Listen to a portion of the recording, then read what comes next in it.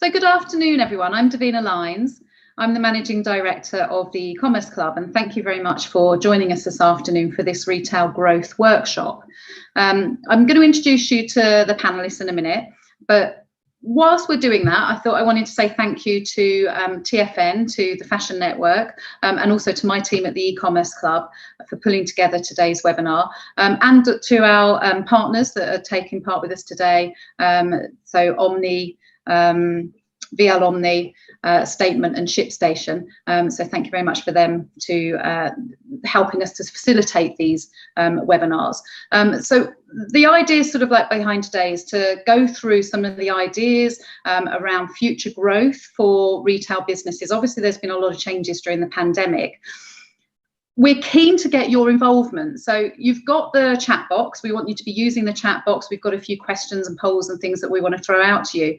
You can communicate sort of like with each other. You can communicate with the panel. You can ask questions there. If you've got anything privately that you want to ask, then please feel free to put that in. Or even if you've got a contribution in terms of, you know, some knowledge that you have to impart, please do sort of like actively use that chat box. We've also got a networking session that we're going to do after this webinar, which is going to be on a separate link, which we're going to circulate, and you can jump onto that. That if you want a little bit more kind of one-on-one, you've got a specific question that you want to cover, or you want to do some networking with some of the panelists and the other attendees. Again, the idea behind that is that it's a bit more of a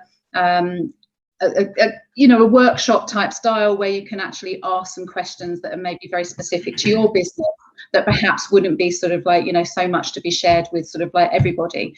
So if it's something that's a little bit more bespoke to you, then that's a good opportunity to be able to do that.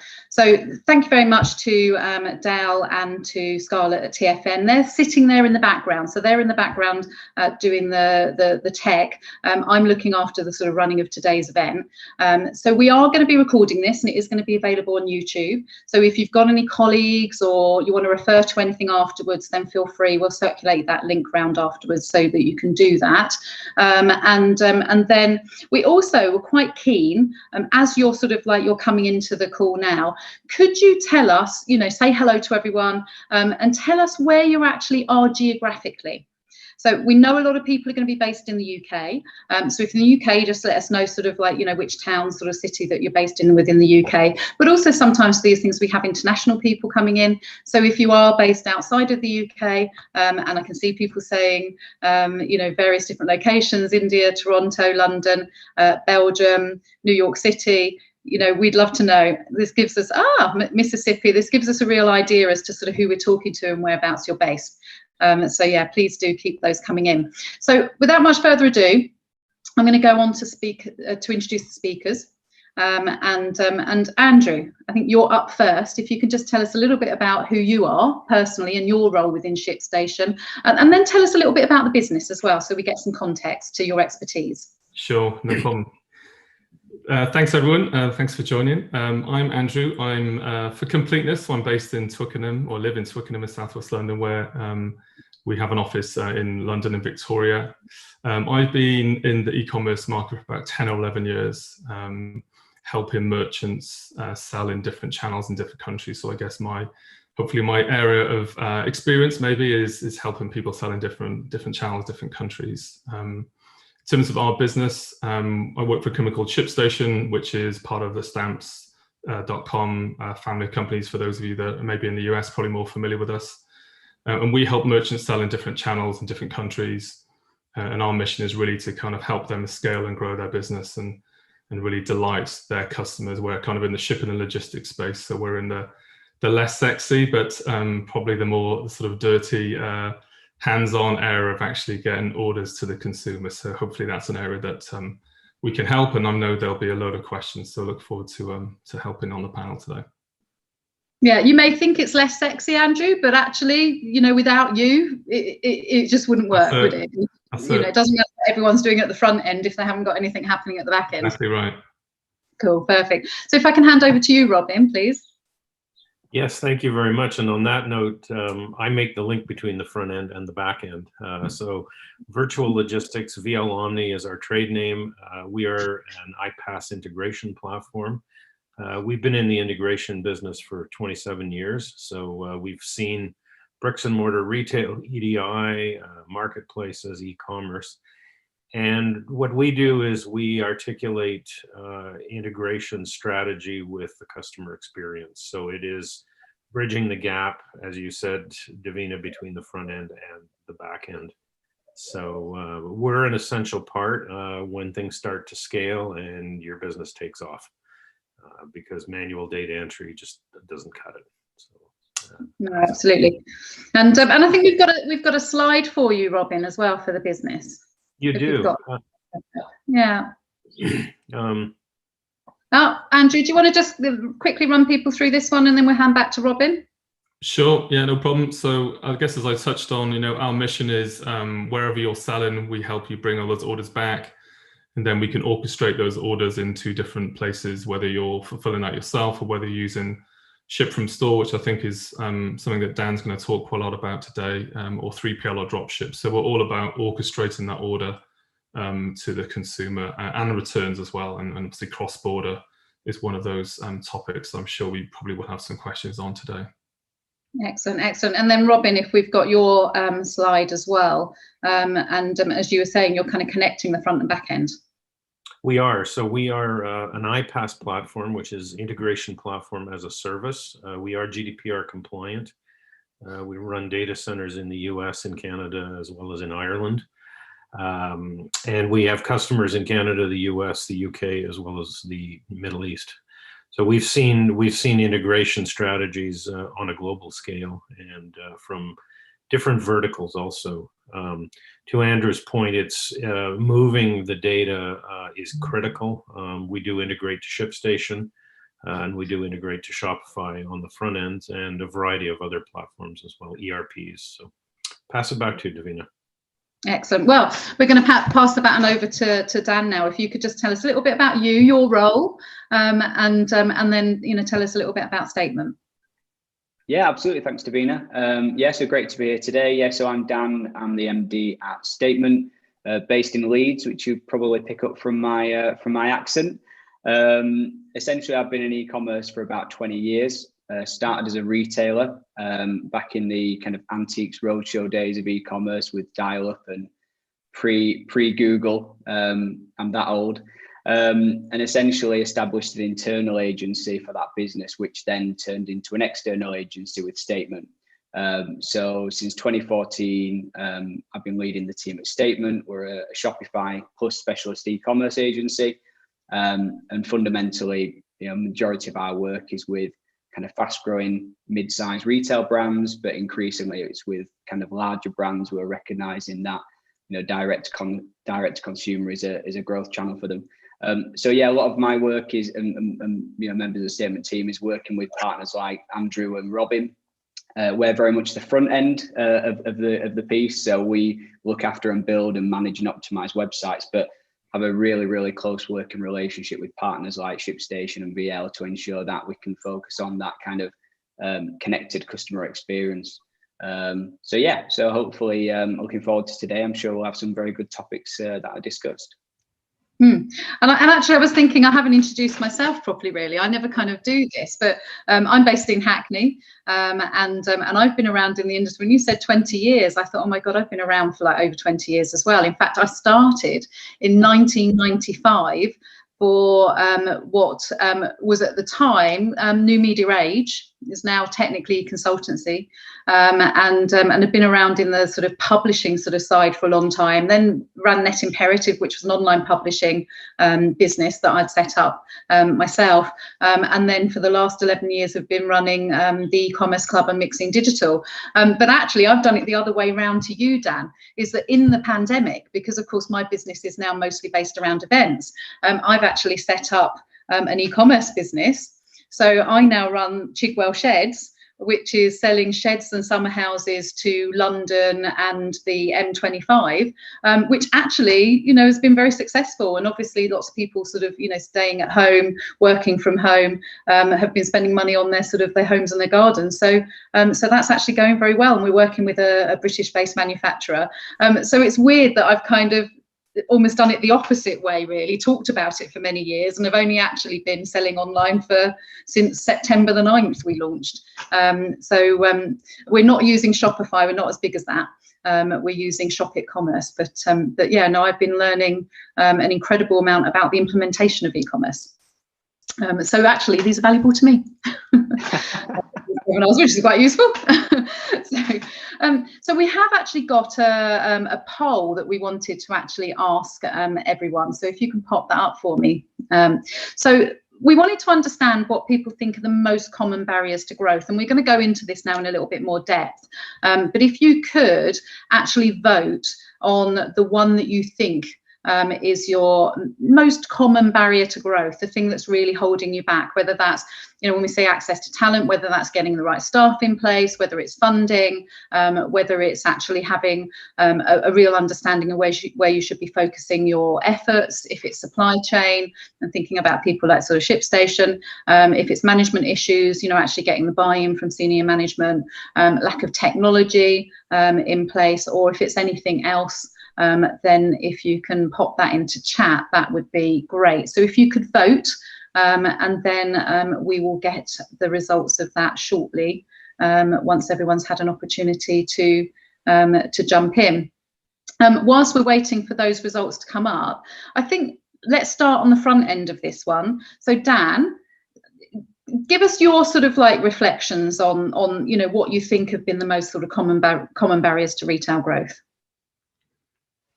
Yeah, thanks, Davina. Yeah, I know we had a good chat about this, and I think it's been good for us as kind of, I guess, practitioners working with clients to kind of reflect on what are the common themes that we've seen, certainly in the last 12 to 18 months when we've been speaking with our clients. I think certainly for me, talent and finding great people has been top of the list. And really that's not perhaps an unusual necessarily an unusual barrier, because I know people say consistently it's hard to find great people, but I think what's perhaps made it more relevant recently is that we've seen with the pandemic in particular this kind of shift towards direct consumer and e-commerce, and that's just become more important for a lot of retail brands than it perhaps was before. And actually the challenge we've observed is finding the right talent from a leadership perspective, but also from an operations perspective can be really tough. So, I'm regularly speaking with clients and saying, we really need to bring in a new head of e-commerce, or we really need to build out the e-commerce team. Do you know anyone? I'm almost becoming a proxy recruitment agency sometimes, in that, people will be kind of firing CVs, and job descriptions to me. And the reality is, there isn't a huge selection of great people, because a lot of those people are very busy doing lots of projects within the businesses they're in, and those businesses are growing. So I think certainly very much linked to some of the themes that I'm sure Robin and Andrew will pick up on. But for me, for retail to be truly fit for purpose for where we are right now in terms of customer experience, customer expectations, it really starts with having a great view of what that technology and that experience needs to look like. And to facilitate that, you need real good people. And you need people who are dynamic and flexible enough to be able to understand not just what we did 5 years ago, but what do we need to do now to meet this new landscape. So I think talent and finding people. Sorry, go on. I was going to say, Dan, that is the thing that's come out sort of top on the poll here, is the access to talent. But looking at some of the other areas, access to capital and so on, I mean, is there any surprises here? I mean, management issues seem to be sort of pretty low. But, is there anything else there that you sort of think once you get beyond that sort of ability to be able to get good people in place? And as you say, not even just good people in place, but good people who are actually, have enough kind of knowledge to be able to help, with the strategy and drive the business forward. But what else do you think is going to be causing people sort of issues in the coming months, coming year? I think it kind of depends on the type of retail business you are, I suppose. So we see kind of a couple of different types, really. I suppose if you are a new direct consumer brand and you are at that side of the market and you're very, very much focused on direct consumer and that is your channel, then your growth plan and strategy will be very different than if you're a traditional retailer with 80 stores, and you're having to go through a more dramatic, I guess, analysis and evolution of what the future looks like. And I think that in turn then determines perhaps some of those secondary concerns.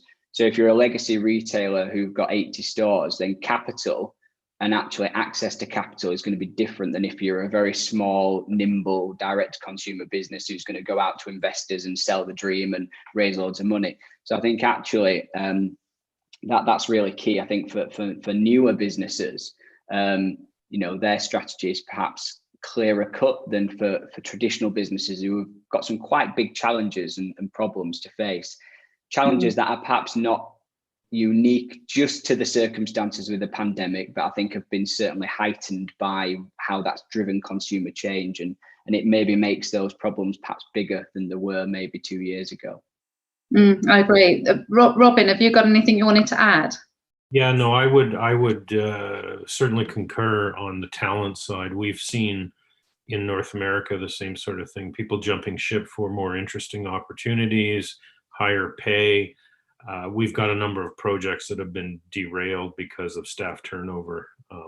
I think that the lack of talent speaks to ensuring that there is a proper strategy, a proper vision, and that management understands the commitment level that has to be made. Because we often see that there's a disconnect there, is that the operation wants X, and the management wants something completely different at a cheaper cost, and often those two don't line up, and that's one of the reasons that we see that turnover. The other element that I think, to the point on capital and strategy and reorganization, is that the shift that's going on in the downsizing of retail space from the big box to more of a smaller footprint that is being used to ship product out of, and then the whole element of B2B, the business to business. I know we're talking retail, but you'd be astounded to see the number of traditional wholesale businesses that are now starting to look at retail, because their channels are drying up, and they're starting to see that they've got to make this step. And with that, capital investment in technology, to Dan's point, a lot of the retail technology that's out there or in these legacy companies, the infrastructure and the tech stack is completely out of date to be able to survive in today's world. And with the acceleration of e-commerce, those concerns and those issues become much more pronounced. And Andrew, I mean, we're talking about kind of sort of in a post-pandemic world, but I mean, also it's a post-Brexit world as well, which has got to have had an incredible amount of impact on your area of expertise.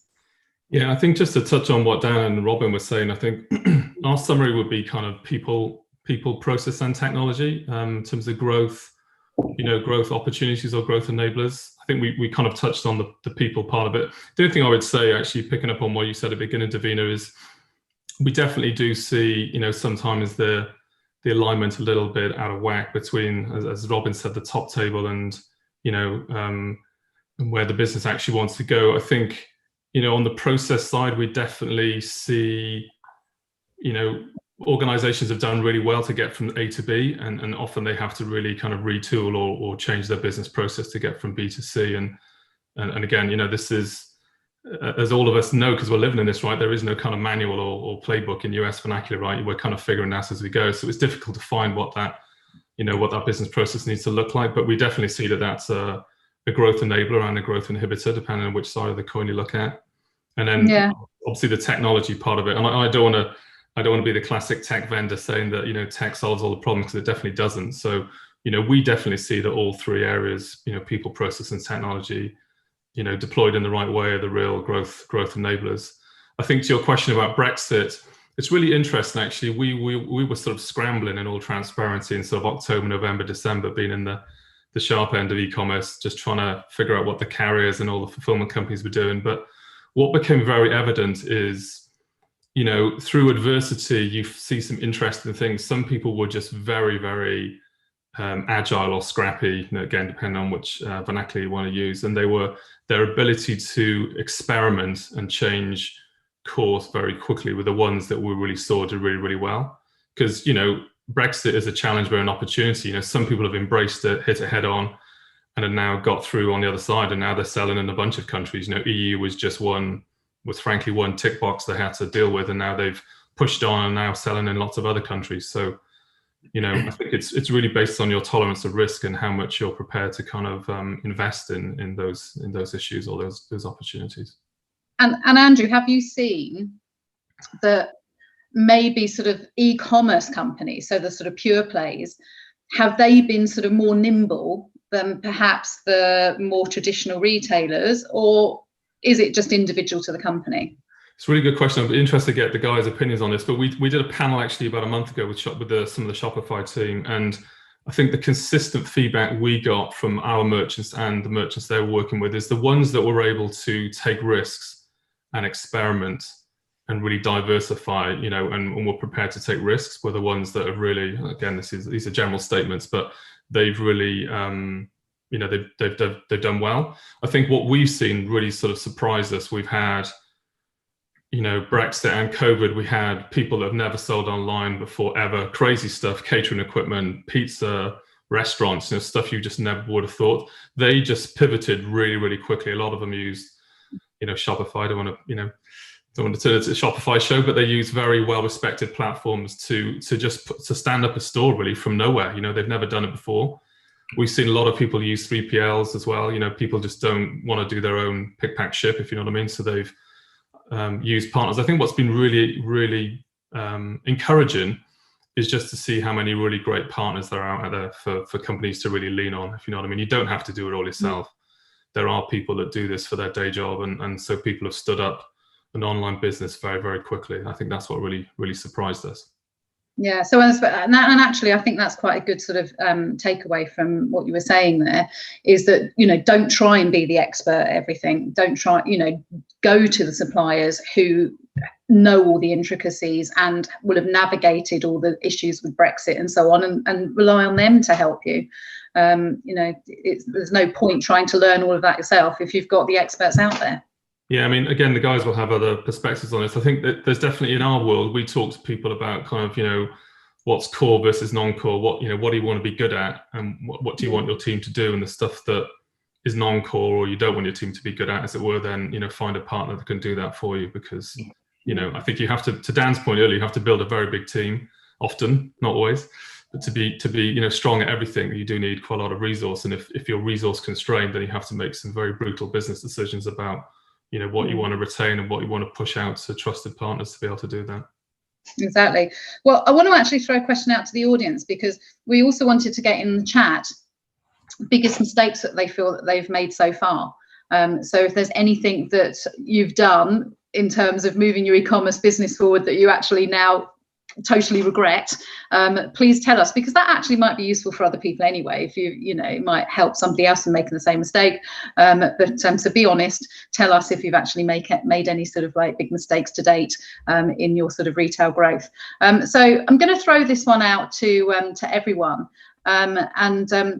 We thought it'd be quite good here to get some context onto who we thought has actually been doing well over the past 12 months. And I think that, reference that there's a lot of people who've pivoted, who've had to sort of like, go online all of a sudden, or already online, but have then had to kind of change sort of like the way that they do things.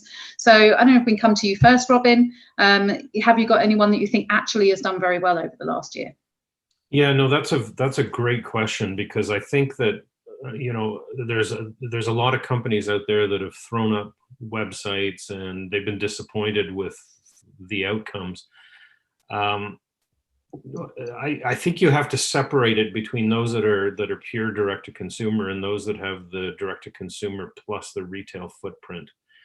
The ones that have the retail footprint, the reimagining of that retail space, I think, has been the biggest piece that we've seen. But the common thread between the two is actually, to Andrew's point, it has been an alignment on strategy. that it hasn't been a panic situation where I need a web, somebody up in the C-suite has said, I need a website, we need to get online, go out and find me an agency that can build a site, or, let's pull a site in and we'll do it ourselves, without knowing or thinking about the elements that are going to go into the customer journey, and the customer journey, or understanding what the brand articulation with the customer journey is. So strategy, I think, is one of the most important. The other element that we've seen in those that are successful, and we've got a number of retailers actually in our portfolio of customers that have pivoted from a pure play bricks and mortar to a combination. And some of those are now doing over $1 million a month on their e-commerce play, through a combination of strategy, but commitment to the enterprise. And something I always say to retailers is that how you have to look at e-commerce with the perspective of your overall business, and how much does a retailer spend on outfitting and fixing a physical location.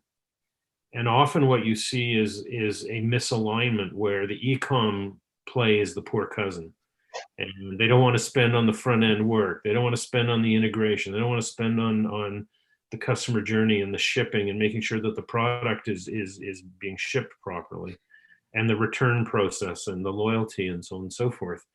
And I think that you have to look at it as another channel and another physical location investment. And the retailers that we've got that have pivoted and that are successful are the ones that have taken both strategy, technology, and have articulated what that customer journey is, and executed. And I think those are the characteristics that we've seen. The ones that are just paying lip service to e-com and scrambling and just reactionary, those are the ones that are not successful. Can you name drop a couple of good ones that you would say, look at what they've done? This is a good example of what. Actually, one of the ones that I would throw out is Tilly and Durables. Anybody who's a hiker or a walker, in the UK, you people are, Tilly and Durables, they invented the Tilly hat. They pivoted from a pure play retail physical location scenario to with a very poorly executed e-commerce front end, to downsizing of the retail footprints and a real pure play on the e-com. So UK, Canada, US sites, and now rolling out Australia. So great. Would you when we move on to someone else, would you just pop them into the chat? Sure. Because then they're not a brand that I know, but that's a great example. Dan, I wonder whether you've got somebody that that you think, actually, look at what these guys have done. Yeah, absolutely. Yeah, I think there's a couple of names that kind of come to mind. Really, I think if you look at there've been some sizable kind of achievements by the likes of the Hook Group over the last kind of 12 months or so. I mean, obviously, it was growing very quickly before COVID, but certainly they're an example, I think, of a business that's continued to accelerate and doing really well. I think the other examples as well, which is quite interesting, is around the growth of kind of new categories as well, in respect of how e-commerce is kind of changing a little bit in terms of the types of products that customers are more comfortable to buy online. So the big thing for me is around cars. If you think about the way in which customers have now changed how they purchase cars, and the subsequent growth of the likes of Cazoo and Cinch. Cazoo is on track for, I believe it's a 2 billion valuation. And I did read something quite interesting, actually, when someone analysed how many cars Cazoo sell versus how many cars Arnold Clark sell. Arnold Clark being one of the biggest and most traditional car dealerships in the country. They sell a lot more cars than Cazoo, but because they're not a tech platform, they're not valued perhaps in the same way by the the investment community. But I think what it does show is that customers now, the second biggest purchase of their life after the home, they're actually quite comfortable to do without even seeing the vehicle.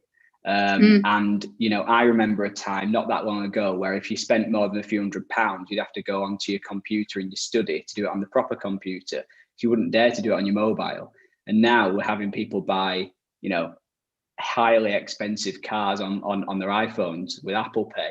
So I think the category shift around higher ticket, I think, is quite significant. And of course, what that does is it unlocks a lot of opportunities for brands that perhaps before maybe felt that was going to be a barrier to entry.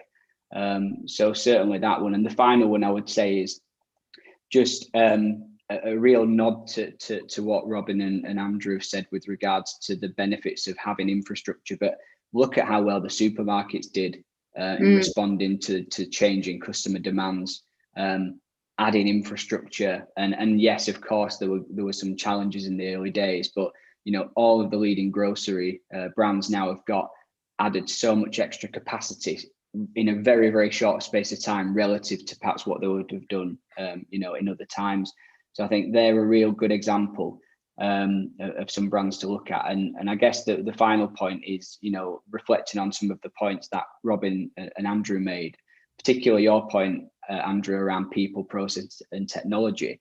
What I would say, what binds those together and I think differentiates the brands that do succeed is actually the culture. I've worked with large brands in the last couple of years who have wanted to drive through change projects, and the ones where the leadership say, we are going to do this and we'll make it happen, can succeed in weeks. And I've seen the other side, very large corporate businesses who say, yes, we want to make it happen, but then 6 months later, it's still not live because the traditional processes that they're used to operating in still take precedence. So I think the culture and the leadership cannot be underestimated in terms of if you're really committed to change, then it has to start with a true ambition of we're going to make it happen. And yeah, that's definitely a point that I kind of come back to quite often when I'm speaking with clients and saying, do you really want to change? You know, do you really want to do it? Because it's actually tough, but it can be done. Yeah, I thank you, Dan. I think that's great. And actually sort of picking up on what you were saying about the supermarkets, was just reading a story yesterday saying that, you know, they grew by like 34% in the pandemic. And although they've slipped back a bit, they've only slipped back a few percent. You know, it's not, they're still sort of like, you know, doing incredibly well. Maybe that's because we've all put on weight over the pandemic and we're all eating a little bit more. I don't know. No, but Davina, that's because our parents have taught us a bad habit, and that's to eat. So it's yeah, you know, if I can jump in actually to Dan's point, I think where we see that failure or that inability to change is where businesses are very siloed, where you've got procurement, where you've got operations, where you've got finance and so on, marketing, and they, you know, they've all got their little fiefdoms and they don't really talk to each other. And there's adversarial play that goes on. Those are the ones, those barriers have to be broken down for e-commerce, because e-commerce affects every aspect of an organization. Yeah, I agree. I remember talking to Tesco's many years ago, so this isn't current. We were talking about mobile apps, and they said, guess how many mobile apps we have? And I was like, well, surely like one. And they had 53. Wow. Because they had so many different bits of the business before they kind of brought everything together that had gone off and said, oh, we're going to have a mobile app for this, and we're going to do something for that and something for this. They had 53 different mobile apps. So, you know, you've got to make sure as a big organization that you're keeping a very clear view as to which bits of the business are doing what, and you know, you need those decisions to be made at board level, but then to be able to give people the authority to be able to go off and make those things happen, a little bit of autonomy to be able to do that. Andrew, I wonder whether you've got anyone that you sort of think you want to name drop that, you know, would be a good one for us to look at. We were talking about one on a panel a couple of months ago, which actually surprised me. I didn't know this at the time, but I might get this wrong. If someone from IKEA is on the call, then obviously I'm gonna get corrected. But when one of my colleagues was talking through this from IMRG, he was explaining that IKEA stood up click and collect in 6 weeks. So for a retailer of that size, I think Dan's point, you could argue it one of two ways. Some of it's opportunity and tragically some of it's survival. Not in the case of IKEA, but and those are the dynamics that we've all been operating in. And I think when you have a large organization, recalibrate that quickly to stand up, and I just think that's really, really impressive. So that was impressive. But I have to say, Andrew, that I needed to get a new frame because it broke for one of the pictures, and they wanted to charge me £10 to do click and collect for a £7 frame. Yeah. So they were incredibly fast, but you've got to sometimes kind of get the balance as to what would be relevant in that circumstance. I think the other ones, again, I don't want to repeat what the guys already said, but I think the ones that have experimented, we've worked with a lot of retailers that have just experimented really, really quickly, taken big risks. We've also had some bigger ones. Matalan is one we work with. I know Dan's going to touch on this, I think, later, but the ship from store, what we saw is people's inventory just totally locked up, right? And some retailers rightly just sort of closed down their stores, and some of them turned them into warehouses really, really quickly. So when the supply chain sort of bite really kicked in, right, and they didn't have product in their DCs, then that was a real problem. So, some of them just stood it up overnight. Matalan, we stood it really, really quickly, and they were shipping out of their warehouse, very, very quickly. So, out of their stores very, very quickly. And we're working with some other big retailers to do the same now. So it comes back to what we said, right? It's the ambition, it's the urgency, it's the determination to get it done, I think, is the ones that that's really surprised us. Yeah, and I think that kind of brings us nicely on to the next thing we wanted to touch on, which is actually looking at where a general shift has been in market trends, because of course there was lots of things that happened because they had just had to, but the fact that the grocery stores seem to have managed to sort of keep sort of like a lot of the market share that they gained. Do we think now that there's actually sort of some major shifts in terms of market trends that we're going to see be perpetuated in the industry?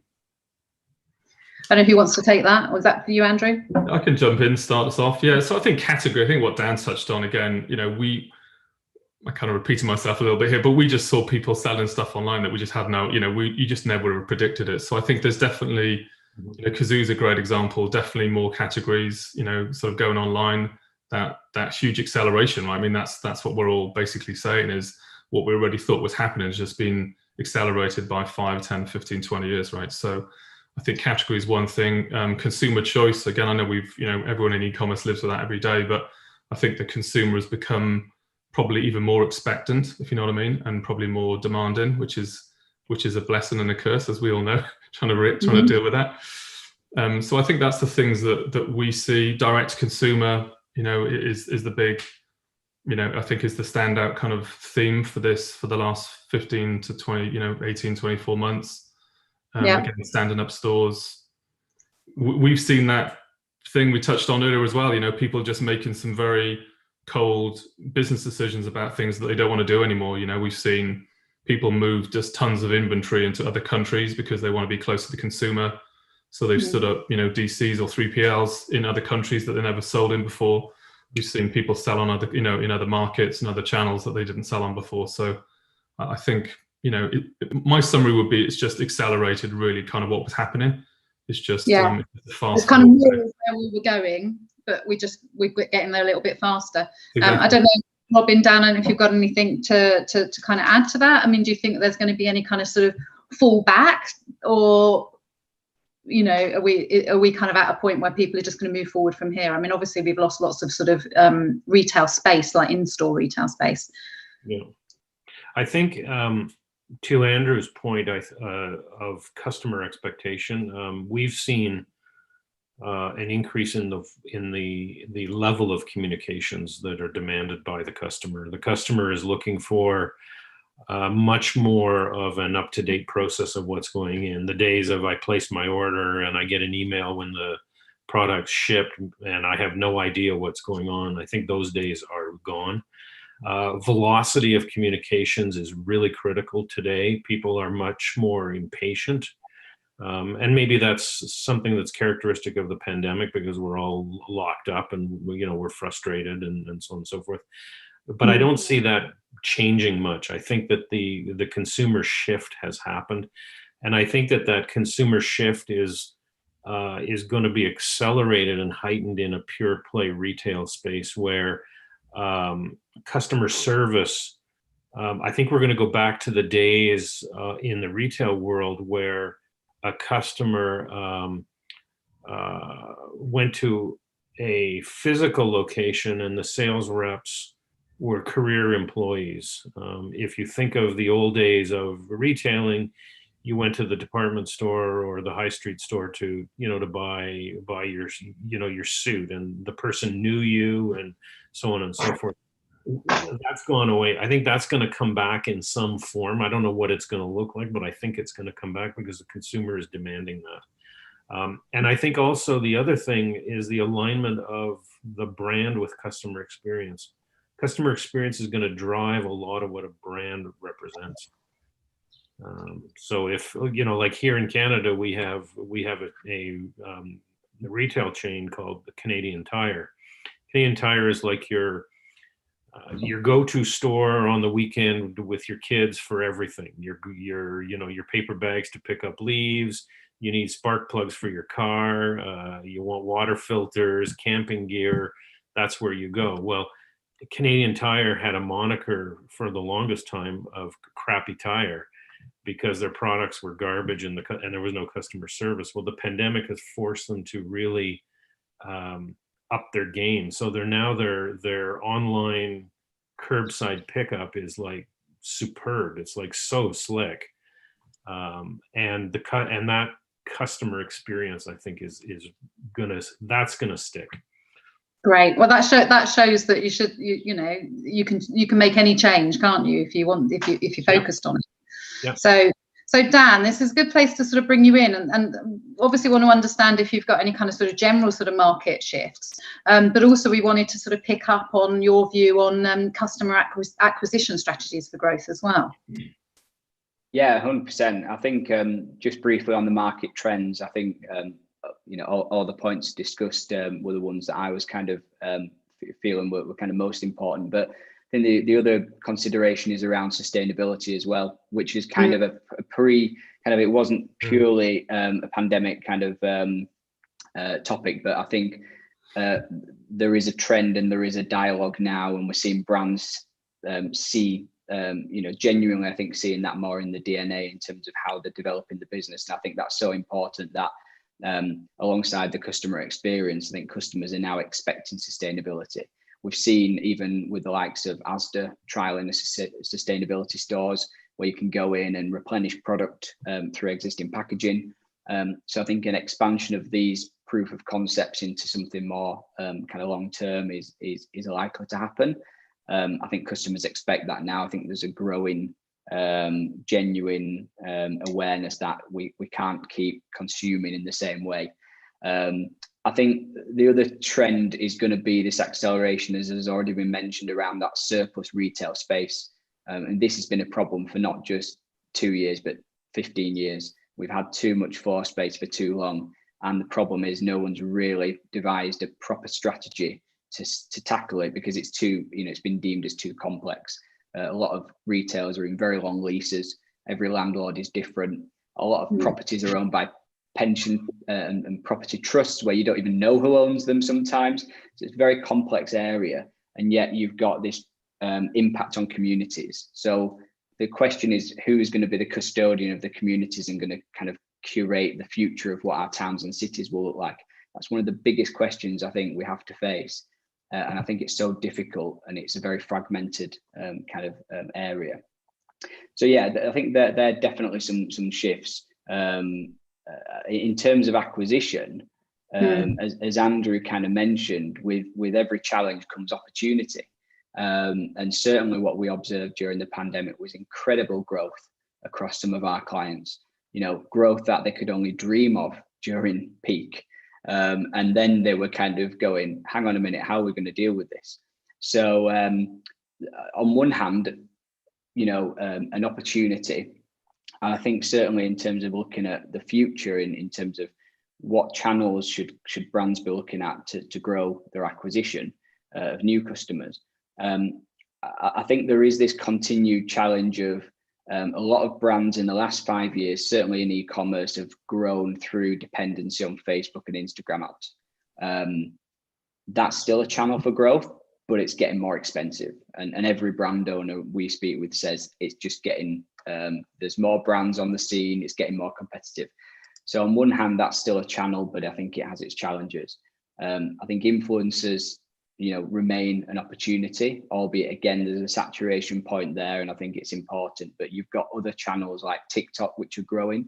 And certainly from a platform perspective, we see Shopify having very kind of solid integration with the likes of Instagram, Facebook, TikTok, Pinterest to connect that social and that commerce together. So that is an opportunity. And I think one area that I feel is particularly exciting is an old idea that's been reformed for today, which is this kind of live shopping concept. So, the pioneers of live shopping at QVC, and they've been doing this for a long time, but now we're seeing new channels where brands can either do their own live streaming, where a host can present and create a connection with a community and enable the customer to purchase through that live stream. And there are also new social networks, which are essentially like apps for shopping. So it's the shopping channel.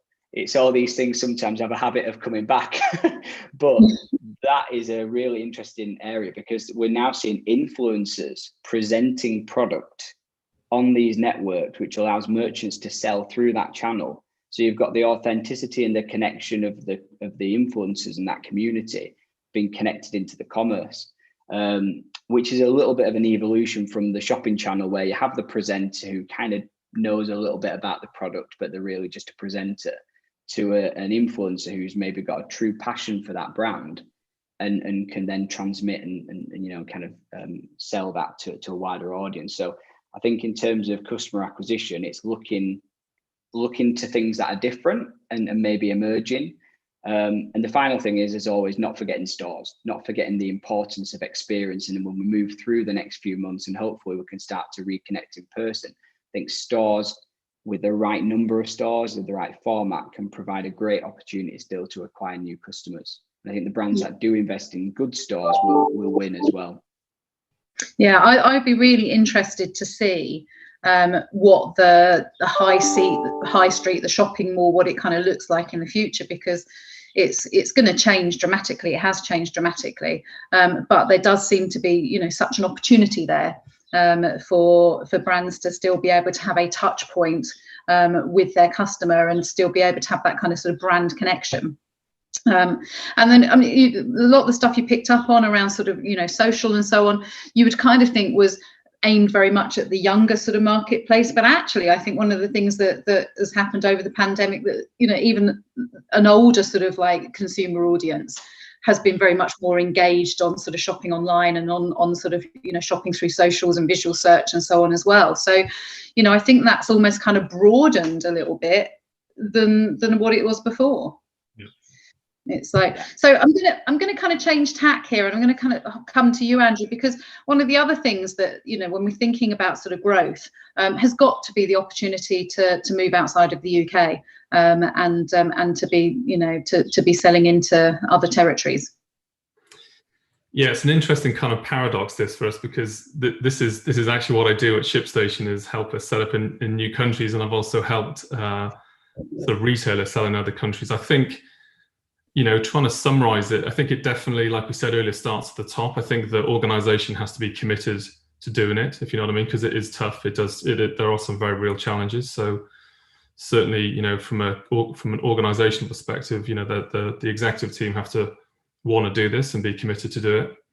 I think what we've learned in our business, and also the retailers we work with, is to kind of almost map out that, the consumer journey, and then kind of be quite maniacal about focusing on the localization around that, right? So, every touch point, every part of that journey the consumer has needs to be as localized as possible. So that could be currency, that could be, language. Oftentimes people have used Google Translate, which is great, but is not a sort of not to the level that you need, for example. So, it does have quite big organizational impacts of how you really light that up. We've seen people, again, as I touched on earlier, people move inventory, into loads of different countries to be closer to the consumer.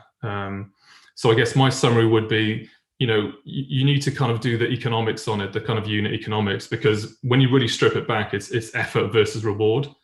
What is the effort to be able to be successful in those markets, and what is the size of the opportunity? There's great data, to help you size that market. What's the addressable market, or what's the size of the opportunity in that market? And then can you make money, right? Because, top line revenue is great, but ultimately, you've got to make some margin. So do the analysis, look at the sort of unit economics at the front, I guess would be my advice or suggestion. And then just be really kind of diligent on mapping out that customer journey, and make sure you can translate and localize, as many, if not all, aspects of that. Because it can be crazy stuff, even customer service queries, right? If they're coming in French and German and you can't answer in French and German, that might be a challenge, right? So it is sometimes the smallest things that trip you up. So we definitely have learned to map out everything and create a checklist effectively that you religiously kind of work through that checklist. Is that checklist something that, at top level, but is that something that you'd be happy to share? Sure. Yeah. This is specific to our organization, but yeah, that's we can definitely share that. There's some great, I think that the other point to make is that there's great organizations out there that are very, very specialist at this. There's fantastic payment providers, Payoneer and a number of different world first. There's a whole ecosystem of people that just do their specific niche of that kind of journey, and this is something that has matured a lot in the last sort of 5 years. So there's some great partners out there. Don't try and do it all yourself, I guess, is what I'm trying to say. Yeah, exactly. And also, we did one on Brexit sort of about a month ago, and we had Avalara on board for that. And when you start looking at tax and sort of like, all those issues, then, you don't want to be navigating that on your own. So cool. So we've got 10 minutes to go. Robin, have you got anything to add on the globalization aspects? I know this is something, again, that you're incredibly experienced in. I think to Andrew's point about the little things catching you up, I think looking at and dissecting the customer journey. So if you've got a return, how are you going to return your product? Is it going to go back to a warehouse in North America or the UK? And are there customs implications? Who's paying for that? To Andrew's point about language, if you can't converse with your customer, it doesn't make for a very great experience. Local rules on packaging, on invoicing, on taxation. These are all things that people tend to get themselves into trouble with because they don't think about them. So, for example, in the Middle East, how you pay is critical because 80% of e-commerce is COD. It's not prepaid with a credit card. So you've got to make sure that your delivery partner and if you're doing it yourself through a local partner, has the capability to collect and be transparent about that collection and make sure that closes the loop on the front end. So it's the little things that are going to catch you. It's not the big things. Yeah. No, I agree. So I think it would be a good opportunity now for us to move on to key takeaways in these kind of sort of final 7 minutes. So Dan, do you have any key takeaways for our lovely attendees? Oh, of course. Ooh. Yeah. I've just dropped, just before I go on to that, I've just posted on the chat, there's actually some articles on our site about internationalization, which might be relevant just for a bit of a read as well. Yeah, I think in terms of key takeaways, it's, I think for me that as we've discussed, there's opportunity and challenge with this change, but there's no doubt still growth to be had. I think going back to my kind of original point, I think it starts with the culture in terms of having a real clarity on what you want to achieve. And there have been examples on the discussion today of large organizations who have been able to deliver change. And equally, that gives hope to smaller organizations that it's possible to do it. I think having that clarity on customer experience, on how you want customers to feel and engage with your brand. For me, the thing with retail is retail should be about enjoyment. Retail should be about fun. It should be about creating great experiences for customers. I think that's what most retailers go into retail for. I think sometimes we can lose sight of that. So it's almost reminding ourselves of what that vision is and the culture. And then having great people, process, technology, that's key. But having that clarity of vision at the start. And then I think as we move into this next phase of opportunity, having that clarity will hopefully help to define what steps are best suited to your brand and where you should be focusing, your energy in terms of those future opportunities. Excellent, thank you. Andrew, have you got any key takeaways for people? I think based on what I've seen the last 2 years, I would say, experimentation is key. Being able to experiment and just try stuff, take a risk. You can make that as controlled as you want, but just experiment. To me, it always feels like there's like a organizational kind of identity crisis. You kind of have to get through of, what do you want to be good at? What's your core business versus your non-core business, right? So I think that's a good thing. That's sometimes a very difficult conversation for people internally, because understandably some people are, the team can get very protective or precious about things, but sometimes it holds you back. So kind of deciding what's core versus non-core, I think is a really good to allow you to really focus. And then some of the stuff that Dan touched on is right on. I think what we've learned over the last 2 years is that customer kind of experience is everything, always has been. But it does surprise us sometimes when we lift the lid with some organizations and we kind of ask them to map their business process out. They just don't have their business processes mapped out. It just doesn't exist. And so, you can't deconstruct it or optimize it unless you actually kind of know what it looks like. So if you're able to invest that time to kind of map out your journey or map out your process end to end, then that allows you to kind of play around with it. So that would probably be my advice, my suggestion. Excellent. And Robin, if you've got a key takeaway or a couple of key takeaways.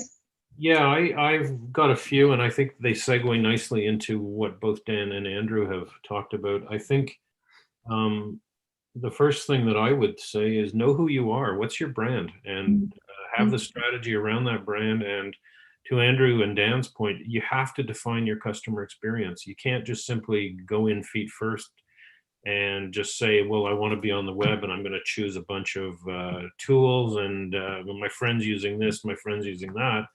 Or I've looked at a competitor's site and that's what they're doing. No, you have to define who you are.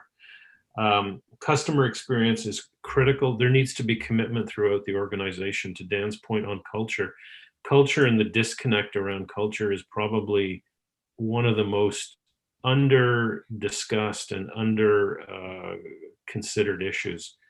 You've got staff turnover because of alignment issues. You've got lack of commitment from the top, and that lack of commitment can manifest itself in many, many different ways. It can be lack of commitment financially, wanting to do everything on the cheap, or for the most, or to do it quickly, and that I think will stifle and will hinder a process. And then the last two that I would throw out are creativity. Be creative. I got an email the other day from a menswear store that is local to me. And what was interesting in the menswear store is that not only were they highlighting their website and some of their new products that they got on, but they also highlighted 5 other companies that are in their sphere, in their community, that they were promoting. So in talking to the owner, what he said are, well, the guys that own these 5 companies are customers of mine. So what we're doing is we're co-promoting each other as a way of building that process. So be creative, think outside the box, and do things that, maybe cutting edge. And then I think the final one that we see constantly as a point of failure is having a proper tech stack. You cannot pay lip service to technology. As much as I agree with Andrew that technology doesn't solve all the problems, if you're not committed and you don't understand what you want to do and how you're going to scale, you will make serious technological mistakes. And those mistakes will cost you. So absolutely. Well, they're going to need to pick your brains in the next part, Robin, because we're just about to sort of close up here. Now, we've got the link for people who want to come on and do this sort of post-webinar networking. And as I say, this is a real opportunity, if you've got some individual questions and so on, is to come on and actually ask the panelists those individual questions, or even each other. So yeah, please do join us for that in a moment. And I want to say thank you very much to Robin, Dan and Andrew. Thank you for today's conversation. Obviously, thank you to all of the attendees for listening in. If you want to reach out to VL OMNI, Statement and ShipStation, we're going to send out a post-webinar email. Obviously, we'll sort of be posting this onto YouTube, and in that we'll drop in their contact details, so you'll be able to reach out to them there. Obviously, you can link in with them, and also sort of pop into this next session, and you'll be able to talk to them in person on screen. But thank you very much, everyone. I'll see you at the next one. thank you. Bye. Bye-bye.